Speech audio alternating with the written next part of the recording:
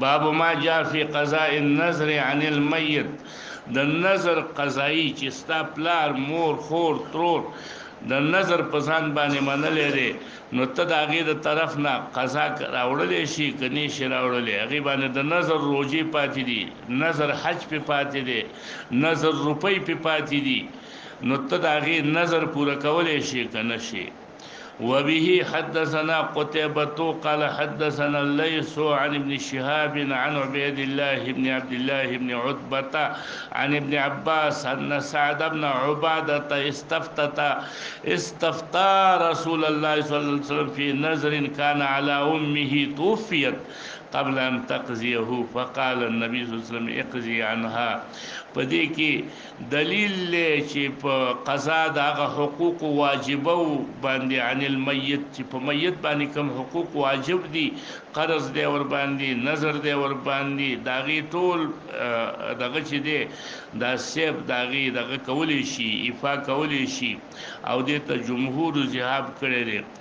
مثلا کچا مړ شو په د باندې نظر مالی نو قضای مو واجب ده د راس المال نه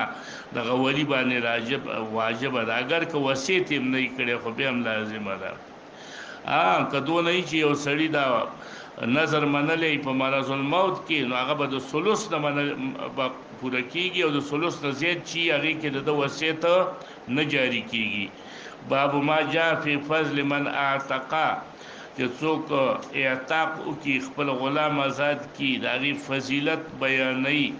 وبه حدثنا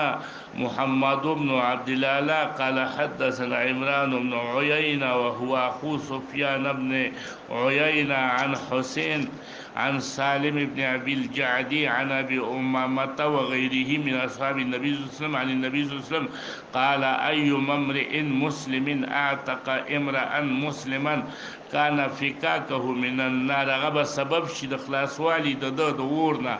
د معتق د پاره بدغه معتق سبب جوړ شي د خلاصي د ورنا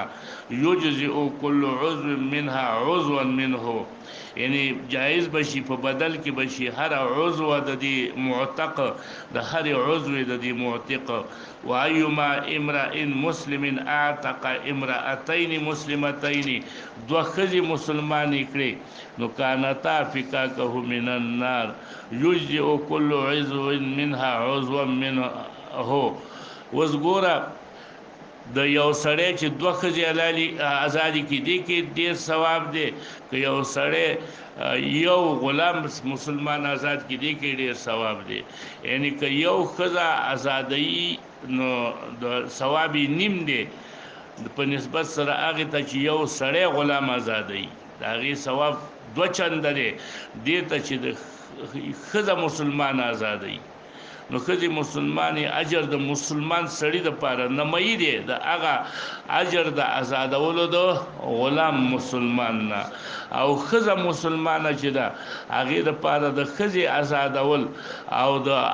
سړی آزادول دا یو شانت ثواب لري. وایما امراه مسلمه اعتقت امراه مسلمه دا یو کزم فکاکها من النار شو یجزئ كل عضو منها عضوا منها. قال أبو عيسى هذا حديث حسن صحيح غريب من هذا الوجه. قال أبو عيسى وفي الحديث ما يدل على أن عتق الذكور للرجال أفضل